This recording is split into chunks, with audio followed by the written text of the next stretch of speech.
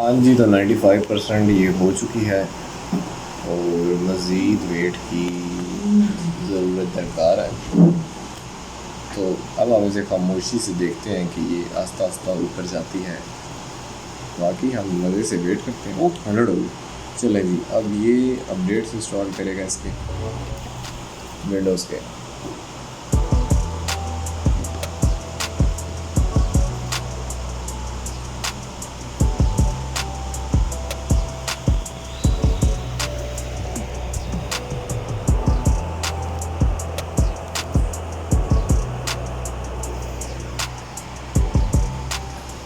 चलेंगे, अब ये रीस्टार्ट मांगेगा।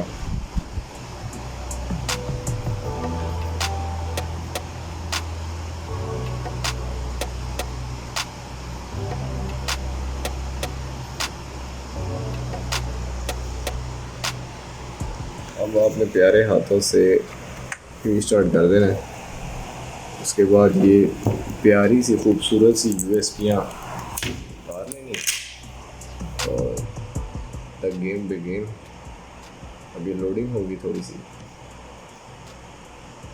असल में एक इसमें वजह यह है कि इसमें 1 TB जो है हार्ड ड्राइव लगी हुई है ना, तो तभी ये पहिया हमें बार बार वेट करवा रहा है। अगर इसमें SSD लगी होती तो ये दिन ना देखना पड़ता आज हमें।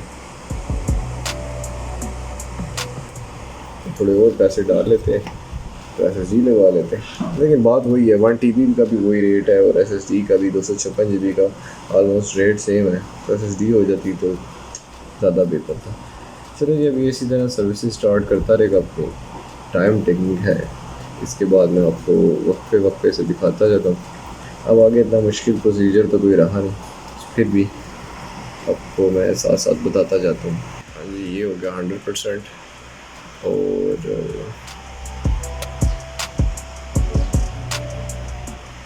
Getting ready.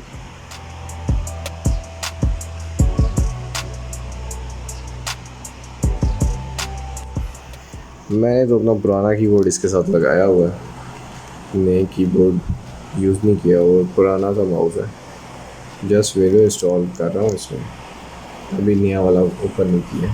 2000 years later. तो ये मर के ये ऑन हो ही गया है, सिर्फ SSD ना होने की वजह से। तो इसे हम नेक्स्ट करते हैं। ओके, और हम स्किप किया हमने।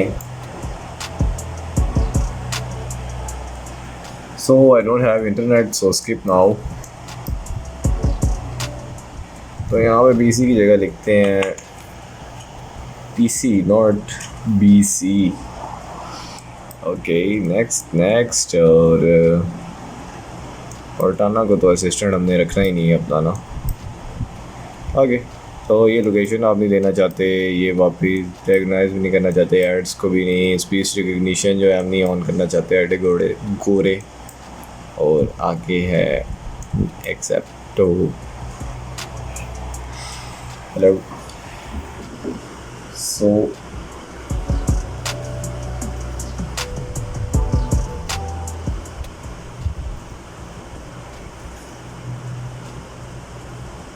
ओके, सो जी लेट्स स्टार्ट तक आ गया। आ गया जी, आ गया। सबसे पहले अपना काम रिफ़्रेश नहीं करना, सबसे पहला काम आपने पर्सनलाइज में जाना है और स्पीड से की i7 10 जनरेशन की सख्ती देख रहे हो लौंडे की। ओह माय गॉड, इतनी स्पीड। अच्छा, तो ये आप 3 पे गए।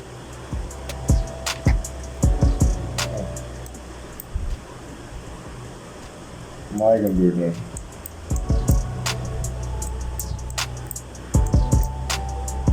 तो ये ले जी, अब राइट क्लिक किया,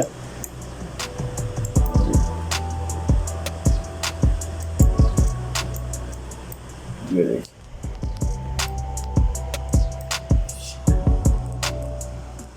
ओह शुगर है। तो इसकी स्पेक्स हैं जी, मैं आपको अभी पढ़ना दिखा देता हूँ। तो है, ये है प्रोसेसर जो है शुरू में तो प्रोसेसर है जी i7 7700।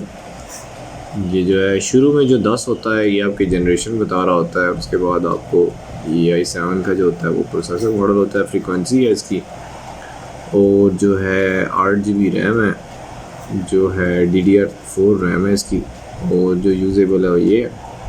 बाकी सब कोई सर्कस ही लगा हुआ है, कोई ख़ास चीज़ नहीं है, बस ये देखने वाली चीज़ थी। और so let's complete the video, और हमने जो है आपको तो तमाम प्रोसीजर बता दिया। तो so like and subscribe my channel. Bye bye, अल्लाह हाफिज़।